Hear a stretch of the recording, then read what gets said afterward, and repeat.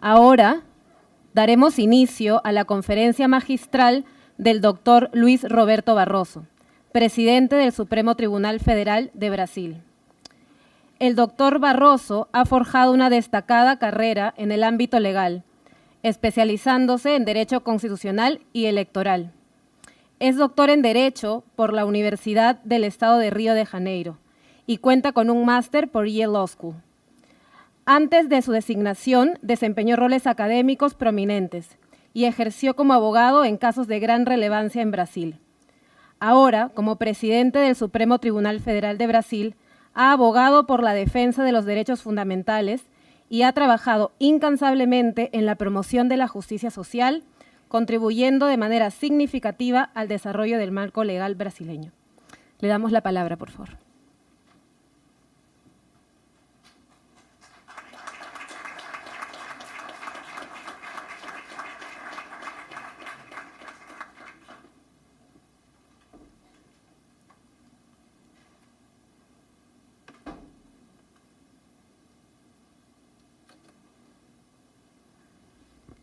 Muchos buenos días, señora Presidente Nancy Hernández López. Yo tengo mucho gusto, mucho honor de estar acá y saludarte y desearte muy buena suerte en el mandato que ahora se inicia. Saludo también al vicepresidente Rodrigo Chávez Mudrovich, mi conterráneo, mi amigo, que es ahora el vicepresidente. Y el presidente salió, pero lo saluda en nombre del ministro de las Relaciones Exteriores, señor Arnoldo André Tinoco. Saludo a todas las autoridades presentes y notadamente las autoridades brasileras que aquí están, la presidenta del Tribunal Superior de Justicia de Brasil, María Teresa Moura, el fiscal general de la República de Brasil, Paulo Goné Branco, el abogado general de la Unión de Brasil, Jorge Mesías, y el ministro del Superior Tribunal Electoral de Brasil, André Ramos Tavares, y a todas las demás autoridades presentes. Yo había planeado hablar en español o algo próximo a español, que consigo hablar con un poco de acento uruguayo, que era de mi madre.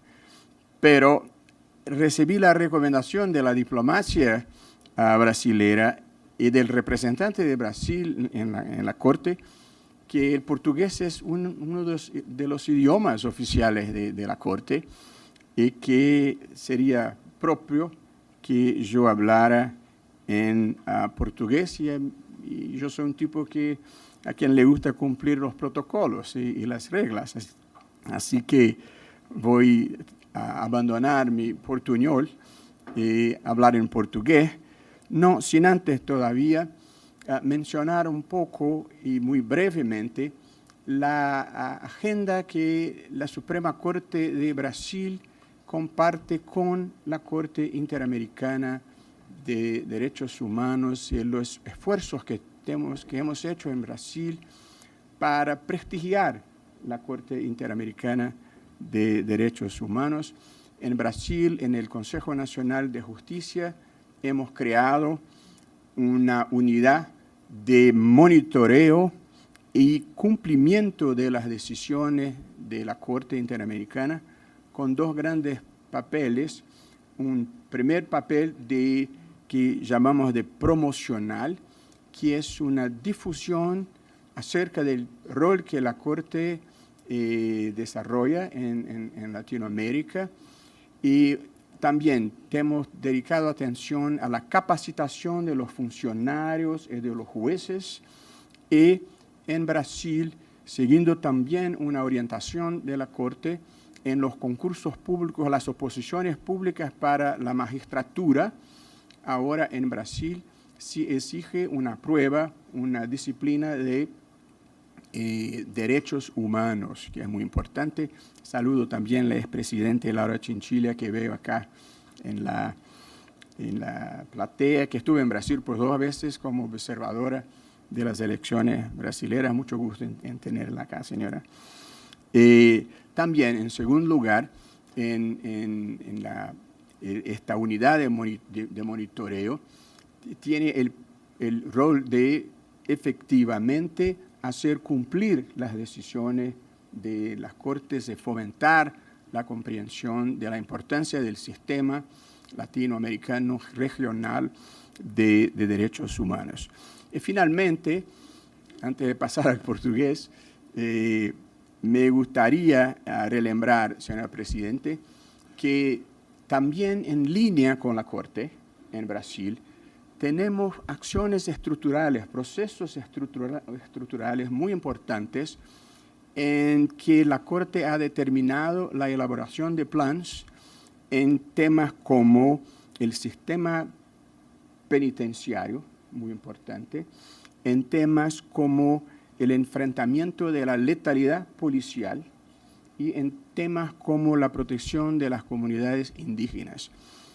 Hay decisiones de la Corte, de la Suprema Corte de Brasil, en estas tres materias, determinando al gobierno la elaboración de planes para enfrentamiento de estos problemas muy graves que la Corte ha apuntado en sucesivas decisiones relativas a otros países, incluso a Brasil.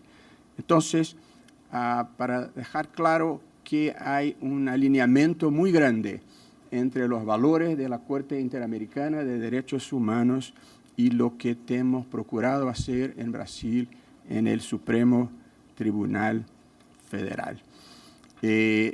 Ahora, cumpliendo el protocolo, voy a cambiar para el portugués.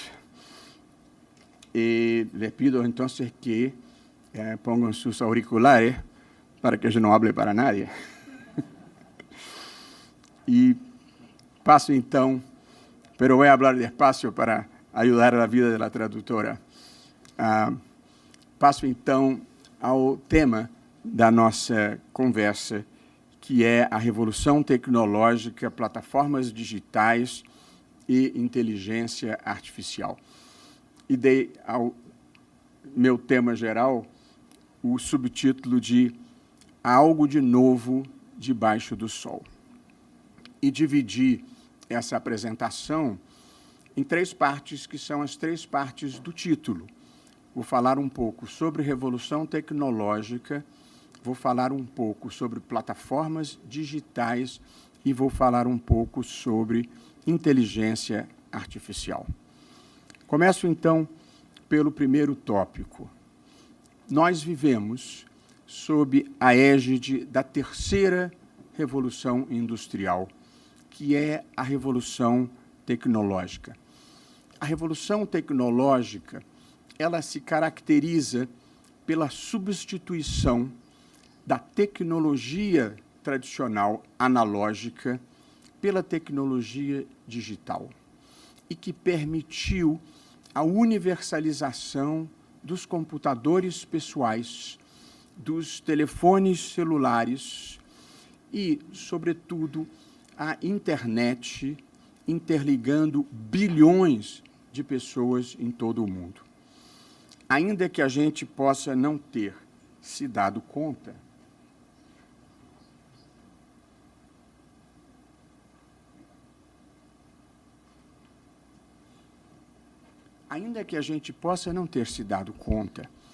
há um novo vocabulário que se incorporou às nossas vidas, com palavras que identificam utilidades que até outro dia nós não conhecíamos e sem as quais nós já não saberíamos viver.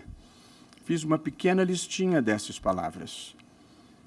Google, e sempre gosto de lembrar aos mais jovens que já houve vida na Terra sem poder dar um Google, e também Facebook, Instagram, TikTok, WhatsApp, Telegram, Waze, Uber, Spotify, Dropbox, Netflix, todas essas, para nós, os mais antigos, são palavras novas, Eduardo, que nós não conhecíamos até outro dia. Na verdade, nós vivemos o admirável mundo novo da tecnologia da informação, da biotecnologia, da nanotecnologia, da impressão em 3D da computação quântica, da internet das coisas, dos carros autônomos que vêm por aí. Algoritmo passou a ser um dos conceitos mais importantes do nosso tempo. Nessa nova economia que se formou, os bens físicos já não são mais o principal sinal de riqueza. As empresas mais valiosas do mundo já não são mais, como era até pouco tempo, as empresas que exploram petróleo, como a Esso e a Shell, ou as empresas que produzem automóveis, como a Ford ou a General Motors, ou as que produzem os grandes equipamentos, como a General Electric. Nenhuma dessas empresas figura mais entre as mais valiosas do mundo. Entre as empresas mais valiosas do mundo estão Apple, Amazon, Facebook, Google e Microsoft.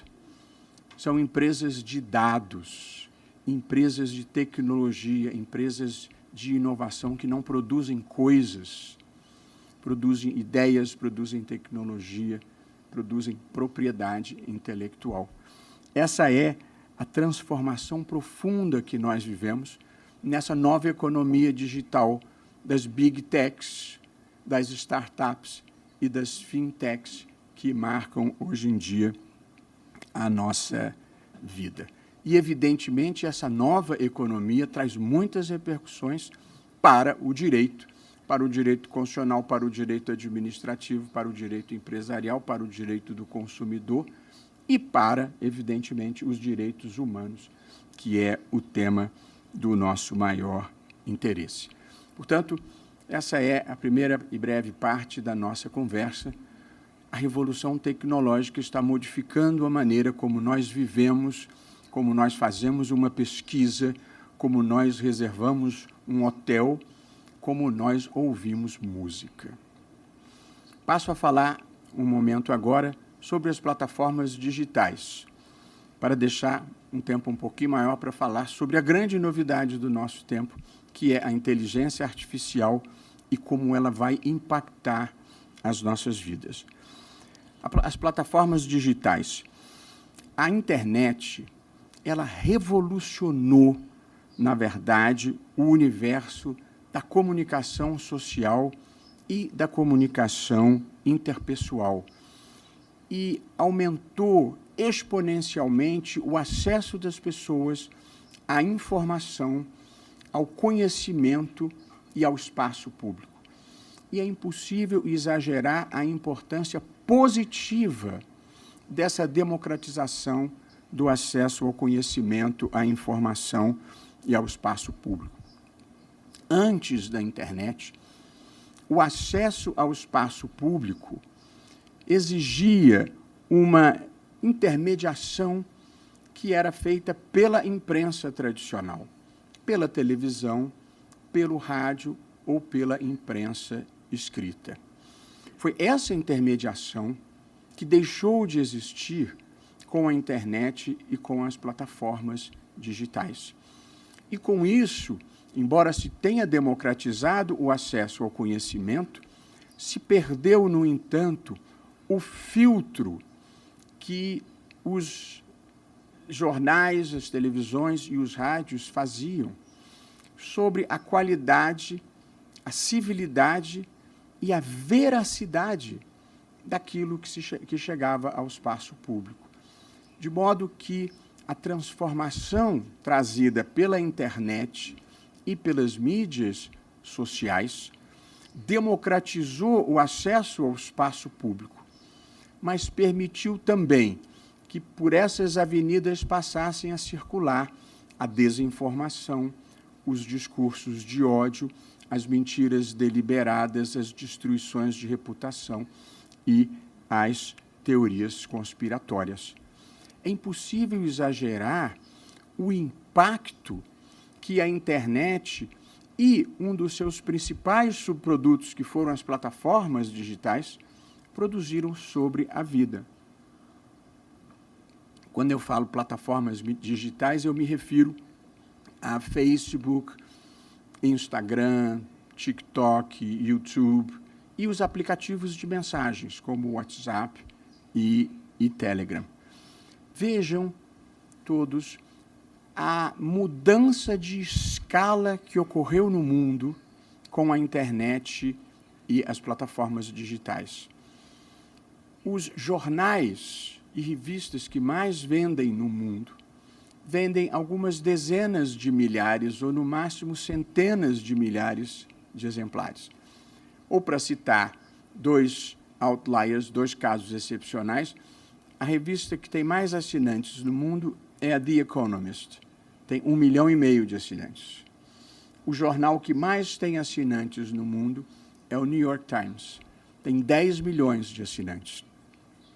Pois bem, o Facebook tem 3 bilhões de usuários.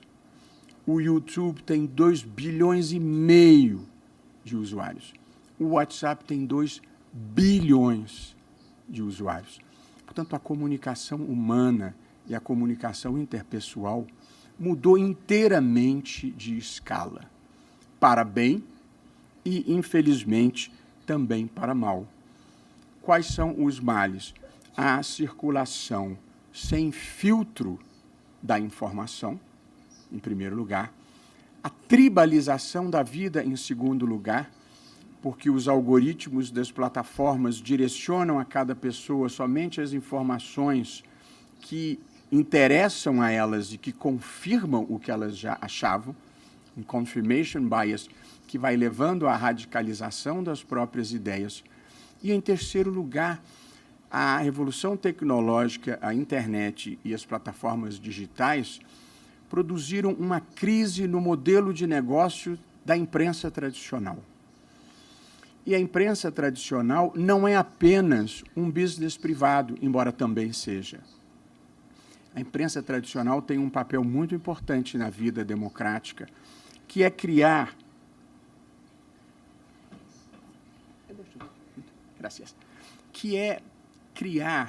um espaço comum de fatos objetivos a partir do qual as pessoas formem a sua opinião.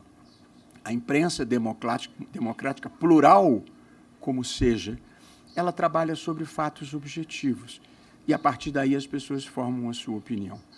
O que está acontecendo no mundo em que nós vivemos, nos Estados Unidos, no Brasil, na Costa Rica, é que as pessoas, a partir das suas próprias crenças, passaram a criar as suas próprias narrativas, independentemente de compartilharem fatos comuns.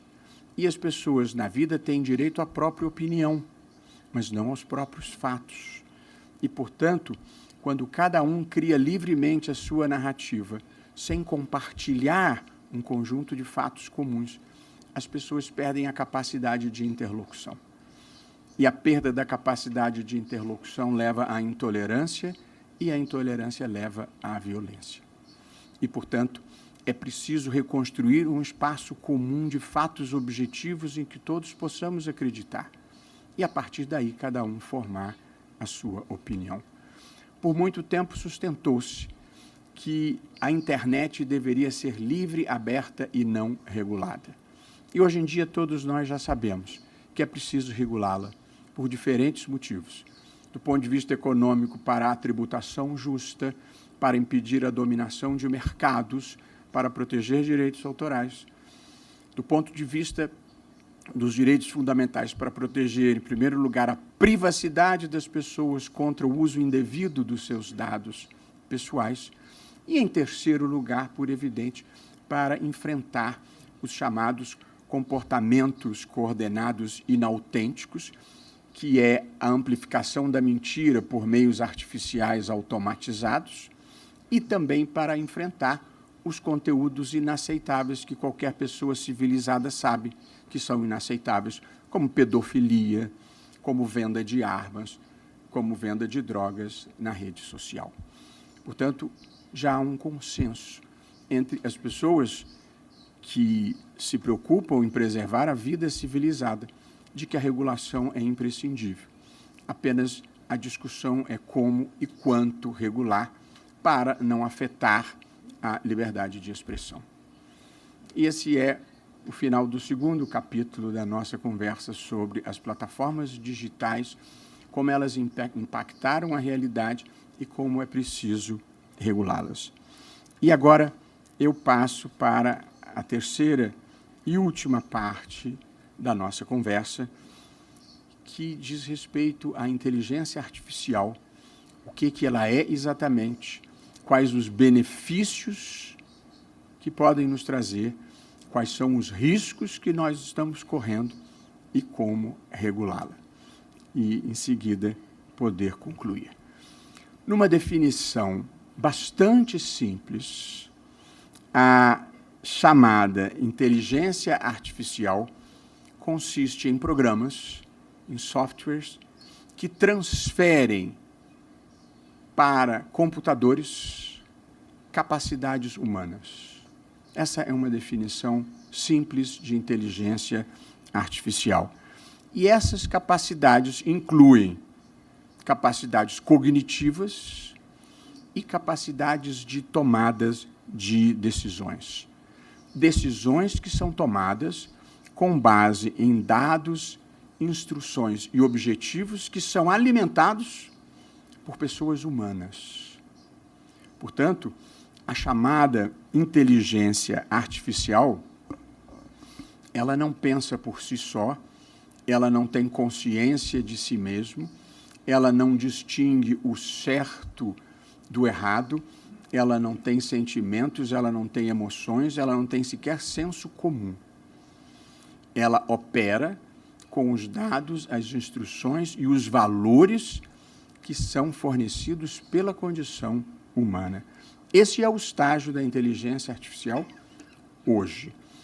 E a inteligência artificial tem muitos domínios de aprendizado de máquina, de linguagem, de robótica, e tem esse novo espaço, digamos, essa última fronteira da inteligência artificial que tem assombrado o mundo, que é conhecida como Large Language Model, ou como inteligência artificial generativa, cuja versão comercial mais conhecida é o ChatGPT da OpenAI e da Microsoft.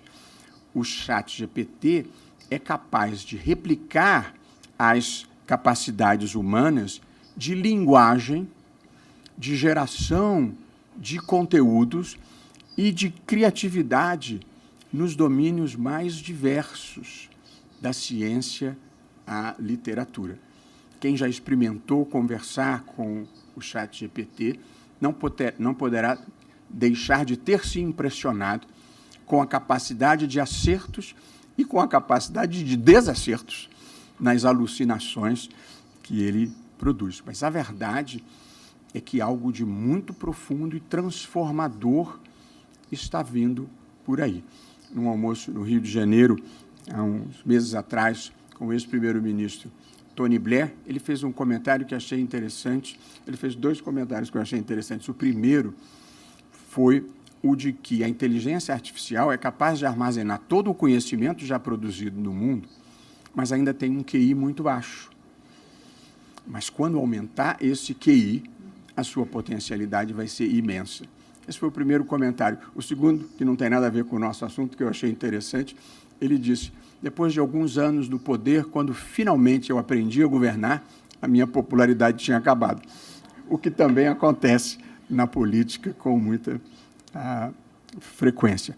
Mas há quem compare a importância da inteligência artificial generativa com a invenção da imprensa por tipos móveis do Gutenberg, de 1455, que revolucionou a cultura, o conhecimento e a comunicação humana. E há também quem compare o surgimento da inteligência generativa com o iluminismo e o impacto que produziu sobre a própria compreensão do homem e do seu papel no mundo e no universo. Os benefícios da inteligência artificial são tantos que é quase difícil de sistematizá-los. Eu organizei alguns deles. O primeiro é a melhor capacidade decisória em muitas matérias. Por qual razão? A inteligência artificial, embora ela seja alimentada com o conhecimento humano, ela é capaz de armazenar muito mais informação do que o cérebro humano e é capaz de processar essas informações em velocidade muito maior do que a capacidade humana. E, portanto, em muitos domínios, ela é capaz de tomar decisões melhores do que a própria condição humana. Embora eu tenha lido num texto do Yuval Noah Harari, que é um dos autores que se debruçam sobre esse tema,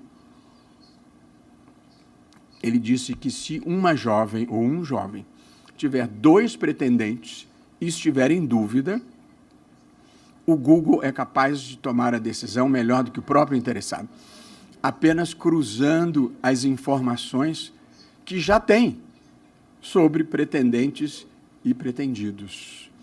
Eu escrevi à margem do meu livro, Prefiro Errar Sozinho.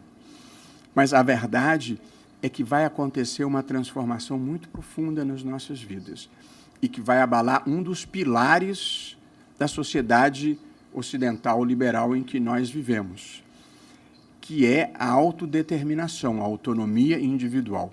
Cada um faz as suas próprias escolhas existenciais.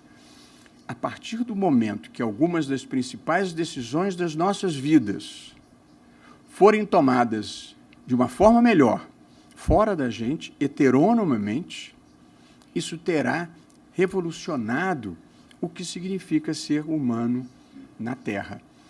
E, embora possa parecer ficção científica, um estudo recente demonstrou que os casamentos resultantes de matchmaking de internet têm mais durabilidade do que os casamentos tradicionais que nós nos acostumamos a viver, paquerando, conhecendo, tentando conquistar alguém. Portanto, há uma transformação muito profunda ocorrendo. Eu mesmo, e há poucos dias, pessoas das minhas relações, a quem eu quero bem, me disseram que encontraram os seus pares e estão muito felizes no Tinder. Aliás, quando eu falei todos aqueles nomes, eu esqueci de dizer que ainda tem Tinder para os solteiros. Portanto, há uma transformação muito grande ocorrendo no mundo, inclusive nos processos de tomada de decisões, não só empresariais, políticas, mas também existenciais. O segundo grande benefício é a automação. Tarefas repetitivas, extremamente penosas para as pessoas humanas poderão ser feitas adequadamente por máquina. Em terceiro lugar, as aplicações da medicina serão imensas para diagnósticos, para leitura de imagens, que hoje é uma das principais fronteiras da medicina, para testes clínicos, inclusive reduzindo a necessidade de utilização de animais em testes clínicos. Em quarto lugar, abre imensas portas para a pesquisa científica e tecnológica, grande expectativa em descobertas em relação ao câncer, em relação aos carros autônomos que estão sendo pesquisados e que vão nos livrar dos motoristas barbeiros, braço duro. E o próprio ChatGPT é fruto da pesquisa, da inovação em matéria de inteligência artificial. Em muitas utilidades do dia a dia, a inteligência artificial já está presente. O buscador do Google, o Google Maps, o Waze, para quem vivia perdido pela vida, como eu mesmo vivia. E, portanto, a inteligência artificial já tem aplicação no nosso dia a dia. Impactos sobre o meio ambiente para controlar o uso de energia, para o monitoramento de desmatamento, de mineração ilegal, para a linguagem. Se alguém já tiver tido a necessidade de traduzir um texto, é impressionante a capacidade que o Google Translate tem, ou que o ChatGPT tem, de traduzir com alta precisão, claro que exige revisão, mas com alta qualidade, um texto para qualquer outra língua falada no mundo. A superação das barreiras linguísticas vai ser uma transformação extraordinária na vida, na comunicação entre as pessoas em todas as partes do globo. Vai universalizar a cultura. Eu gosto de citar um exemplo, se me perdoem o nacionalismo brasileiro. O Bob Dylan, um compositor de alta qualidade americano, ganhou o Prêmio Nobel da Literatura, merecidamente. Mas se eles tivessem conhecido o Chico Buarque, que é o maior compositor brasileiro, ele teria ganho o Prêmio Nobel muito antes, porque a obra dele é muito mais ampla e mais poética do que a do Bob Dylan. Portanto, nós vamos romper essas barreiras linguísticas, além do que a inteligência artificial permite a personalização da comunicação humana. Eu recebo informações que me interessam e não recebo informações que não me interessam. Eu recebo anúncios de produtos que eu posso ter interesse, mas ninguém vende para mim produtos de higiene feminina.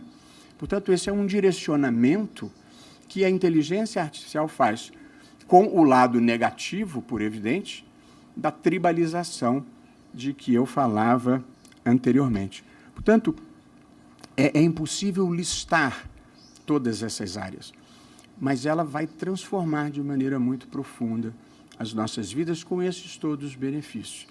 E agora cabe falar um pouquinho sobre os riscos que a inteligência artificial trará para a nossa geração e para as próximas gerações.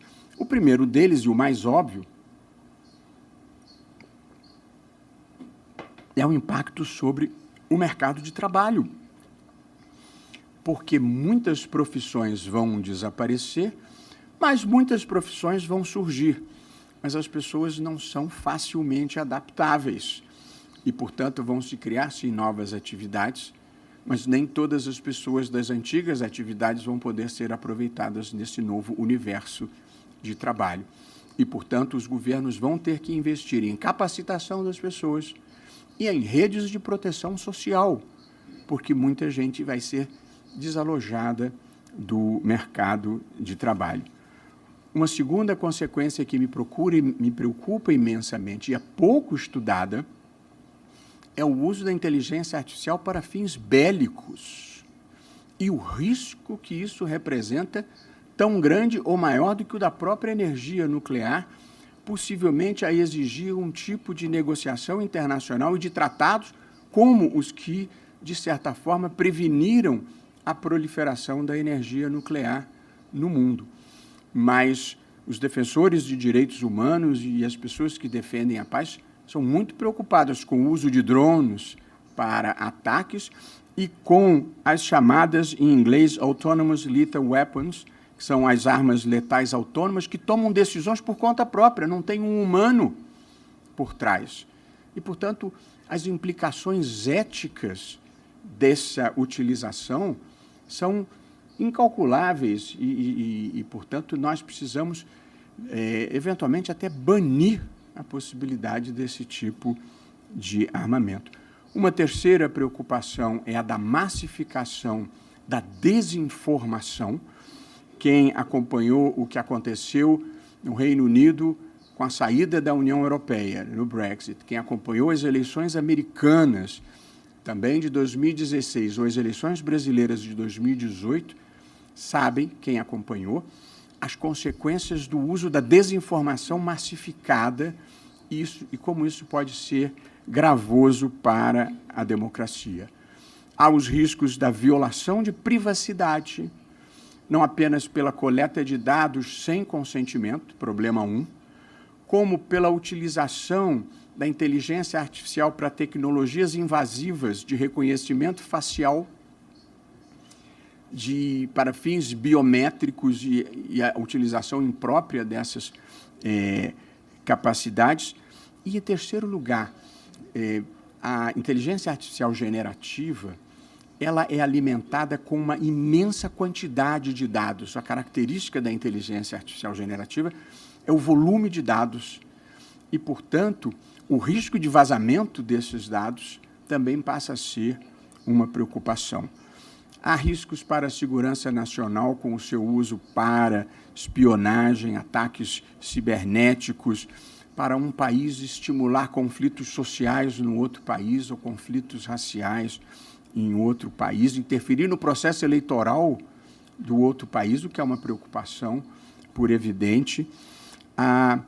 há um certo risco, que eu temeria menos, mas que não deve ficar de lado, para o raciocínio e para o pensamento crítico dos indivíduos. Se o ChatGPT passar a resolver todos os nossos problemas, as pessoas vão diminuir a sua capacidade própria de reflexão. E há alguns riscos que eu vou tratar mais adiante, da discriminação, risco da sua utilização no âmbito administrativo e judicial, riscos para os direitos autorais e o risco maior que se chama singularidade, com o qual eu vou encerrar essa conversa. E, por fim, surge a questão, falamos dos benefícios, falamos brevemente dos riscos, e agora como regular a inteligência artificial? Como regular alguma coisa que muda numa velocidade superior à nossa capacidade de apreensão e de normatização? E, evidentemente, nós temos que nos apegar a alguns princípios e valores gerais e não descer a detalhes, porque os detalhes de hoje já não estão mais vigorando amanhã. E aqui, 3 observações para fins de regulação. A primeira, ao contrário do que um grupo relevante de cientistas procurou fazer, com justas razões, é impossível parar a história, é impossível suspender as pesquisas por um tempo até a gente ter certeza do que vai fazer. Porque nem todos os países se disporiam a suspender. E quem não suspendesse ia ficar para trás numa espécie de corrida que existe hoje no mundo entre os países pelo avanço da inteligência artificial. A gente não consegue parar a história. Essa, para bem e para mal, é a verdade. Em segundo lugar, o fator a ser levado em conta na regulação é a velocidade da transformação no mundo contemporâneo. Fiz uma breve pesquisa e vejam os números a que eu cheguei. O telefone fixo tradicional, aquele pretão que a gente usava antigamente, ele levou 75 anos para atingir 100 milhões de usuários. O telefone móvel, esse que inferniza as nossas vidas, ele levou 16 anos para chegar a 100 milhões de usuários. A internet levou 7 anos para chegar a 100 milhões de usuários. O ChatGPT chegou a 100 milhões de usuários em 2 meses. Essa é a velocidade com que as nossas vidas estão acontecendo. E a gente precisa estar preparado para respirar fundo e acompanhar essas transformações. E é preciso regular para impedir que o mal domine essa tecnologia tão poderosa. Porém, é preciso acertar a mão dessa regulação. Nós queremos proteger contra aqueles males, mas ninguém quer coibir a pesquisa e o esforço de inovação.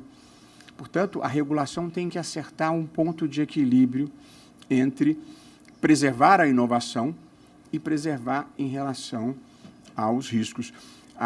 Eu estive, e o nosso ministro das Relações Exteriores aqui presente também esteve em Davos, em que se discutiu a questão da inteligência artificial, e um certo consenso que se formou é que é preciso regular o resultado e o uso, mas deixar a pesquisa tão livre quanto possível.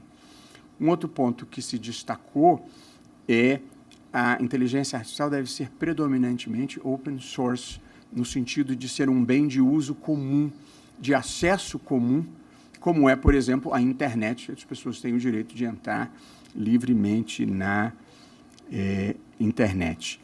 E aqui, inúmeros países estão discutindo. Ainda não tem uma regulação, mas tem uma executive order nos Estados Unidos, de outubro do ano passado, tentando fixar diretrizes. A União Europeia está em vias de aprovar uma legislação sobre regulação de inteligência artificial. Tem recomendações da Unesco, tem recomendações da OCDE, tem recomendações da ONU, mas está todo mundo procurando encontrar um caminho de regulação. Eu selecionei, e com isso vou concluir, o conjunto de princípios e de valores que eu acho que nós devemos levar em conta para a regulação da internet. Em 3 domínios. o dos direitos fundamentais, que muito importante, os da proteção da democracia, em terceiro lugar, o da segurança e da governança da inteligência artificial. No que diz respeito aos direitos fundamentais, são relativamente óbvios. Proteção da privacidade e dos dados de cada pessoa, inclusive contra essas tecnologias invasivas a que eu me referi antes, do reconhecimento facial, da biometria e um risco que as pessoas querem evitar do social scoring, que se chama, que é um ranqueamento social das pessoas. Todo mundo tem um carimbo dizendo qual é o seu status, qual é o seu crédito, qual é o seu nível de credibilidade, o que evidentemente seria uma forma de discriminação das pessoas em geral. Em segundo lugar, a preocupação quanto ao direito à igualdade, evitando o que se chama de discriminação algorítmica. Como a inteligência artificial é alimentada com os dados fornecidos pela condição humana, há um risco de se perpetuarem os preconceitos e as discriminações que nós temos hoje e impedir de criarmos um mundo verdadeiramente melhor. Há o risco relativamente às liberdades públicas, notadamente a autonomia individual e a liberdade de expressão. Na liberdade de expressão, as plataformas digitais elas utilizam algoritmos de moderação, que excluem determinados conteúdos, e elas utilizam os algoritmos de recomendação, que nos direcionam determinados conteúdos. E, portanto, a capacidade de manipulação da liberdade de expressão, do acesso à informação e da supressão da informação, muitas vezes permite que essas empresas funcionem como censores privados. E quanto à autonomia individual, as plataformas, hoje em dia, com o avanço da neurociência e a capacidade de manipulação do cérebro, elas não apenas identificam as nossas vontades, os nossos gostos e procuram satisfazê-los. Eles atuam para criar as nossas vontades e os nossos gostos, para modificar as nossas vontades e os nossos gostos. Há um problema, em quarto lugar, de respeito aos direitos autorais. A inteligência generativa, ela dá informação, mas não dá a fonte, não dá o autor. E, portanto, há uma discussão importante, quem estiver acompanhando o debate, há uma ação bilionária proposta pelo jornal New York Times contra a OpenAI e a Microsoft pelo uso de matérias e informações do jornal para alimentar a base de dados, sem citar a fonte e sem comprar os direitos autorais. E eu acho que essa decisão, em alguma medida, vai ditar os rumos da inteligência artificial generativa, porque o conceito é: eu armazeno todo o conhecimento humano possível. E não tem, evidentemente, como você dar crédito ou você remunerar, ou pelo menos sem pensar, mecanismos regulatórios para viabilizar isso. Há um direito à boa governança e a um julgamento justo que nós temos que levar em conta, porque hoje, em muitos lugares, a inteligência artificial já toma decisões administrativas, por exemplo, sobre benefícios da Previdência Social, da Seguridade Social, e sobre a utilização da inteligência artificial na produção de decisões judiciais. Eu mesmo encomendei, no Brasil, mediante uma convocação pública, propostas de um ChatGPT estritamente jurídico, alimentado com toda a base de decisões brasileiras, para que eles produzam minutas preliminares de decisões, mas é preciso ter um cuidado imenso com esse tipo de combate, de atuação. Portanto, para os direitos fundamentais, muitas preocupações. Para a proteção à democracia, nós vamos ter que combater a desinformação massificada, o risco do deepfake, que é alguém me colocar aqui na Corte Interamericana de Direitos Humanos, na frente de todos os senhores, e o vídeo vai me colocar dizendo coisas que eu nunca falei, e sendo a olho nu impossível de identificar que aquilo é uma fraude, que aquilo é uma falsificação, porque nós somos ensinados a acreditar naquilo que nós vemos e ouvimos. O dia que não pudermos mais fazer isso, a liberdade de expressão perdeu o sentido. Portanto, nós estamos diante de um risco muito grande. Combate aos discursos de ódio A democracia é um projeto de autogoverno coletivo entre pessoas que são livres e iguais. O discurso de ódio desequipara as pessoas, deprecia as pessoas, procura dizer que elas não têm o mesmo direito de participar do espaço e da vida pública. Portanto, o discurso de ódio é essencialmente antidemocrático e precisa ser enfrentado. É preciso proteger as instituições democráticas dos ataques morais e físicos que foram organizados online com a ajuda da inteligência artificial. O 6 de janeiro nos Estados Unidos e o 8 de janeiro no Brasil, com invasão dos prédios representativos da democracia, foram articulados pelas redes sociais com algoritmos que direcionavam para o público que queria consumir aquela informação. E, evidentemente, a democracia precisa militar, precisa ser militante e se proteger.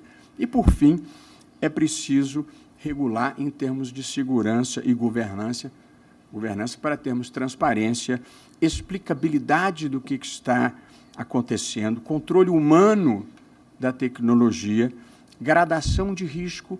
Na regulação da União Europeia, que ainda não é oficial, mas ao que se divulga, eles fizeram uma gradação de risco. Se eles considerarem que o risco é inaceitável, fica proibido o uso de inteligência artificial. Se o risco for alto, tem uma regulação estrita. Se o risco for limitado, tem exigências de transparência. Se o risco for baixo, não haverá regulamentação. E, por fim, e esse aqui eu encerro, há o risco e a necessidade de prevenir do que se chama singularidade, que é o risco, talvez não puramente hipotético, de os computadores adquirirem consciência de si próprios e passarem a ter vontade própria. Porque se isso acontecer, ou se isso puder acontecer, como eles são capazes de armazenar muito mais informações e processá-las em velocidade muito maior, se os computadores ganharem consciência de si próprios, eles é que vão dominar o mundo, e não a condição humana. Eu sei que parece um filme de ficção científica, mas os cientistas se preocupam efetivamente com isso. E uma pesquisa recente documentou que a maior parte dos cientistas entende que há um risco de cerca de 10% disso acontecer. E quando eu li pela primeira vez essa matéria, eu tive uma certa tranquilidade, achando que 10% era um risco talvez não tão expressivo assim. Até que eu li um artigo do Yuval Noah Harari com duas observações que me chamaram a atenção.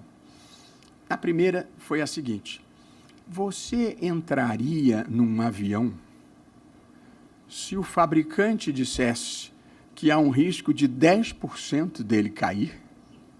E aí eu disse, opa!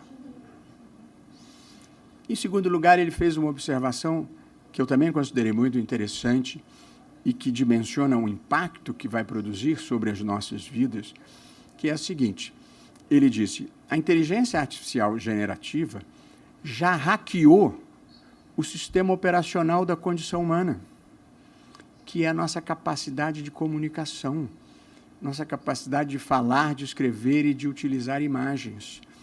E aí, com a capacidade que tem de armazenar todo o conhecimento que já se produziu na história da humanidade, pelo menos desde 3.500, quando os sumérios inventaram a escrita, a inteligência artificial vai ser capaz de produzir peças literárias melhores do que a condição humana, obras de arte melhores do que a condição humana.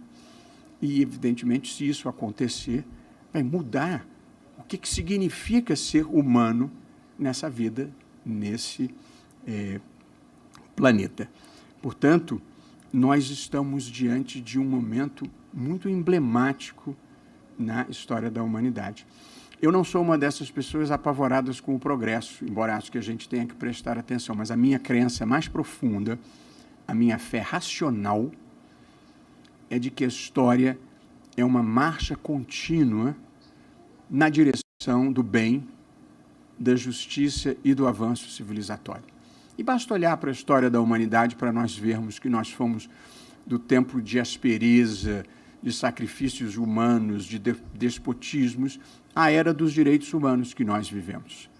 Não totalmente implementados, mas vitoriosos nos corações e nas mentes. Portanto, porque eu acredito nisso, que a história é uma marcha contínua na direção do bem e da justiça e do avanço civilizatório, eu tenho sempre uma visão construtiva da vida e acho que, mesmo quando a gente não percebe da superfície, a história está fluindo como um rio subterrâneo na direção que tem que seguir.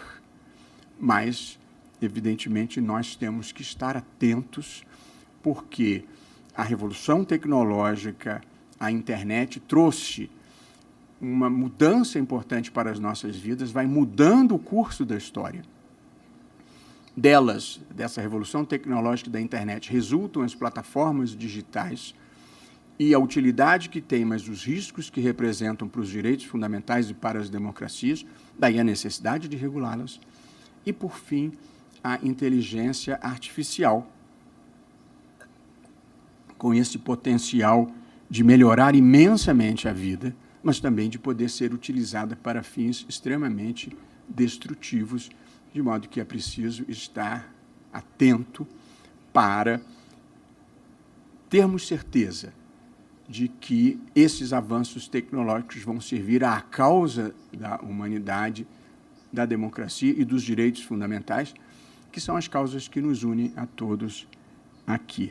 Portanto, e encerrando, senhora presidente, agradecendo o honroso convite para estar aqui, eu queria dizer que, a despeito de todas as modernidades e transformações, os valores que devem nortear a vida humana na Terra continuam a ser os mesmos: o bem, a justiça e a dignidade da pessoa humana.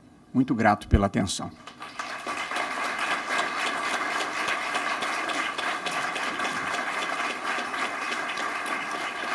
Obrigado.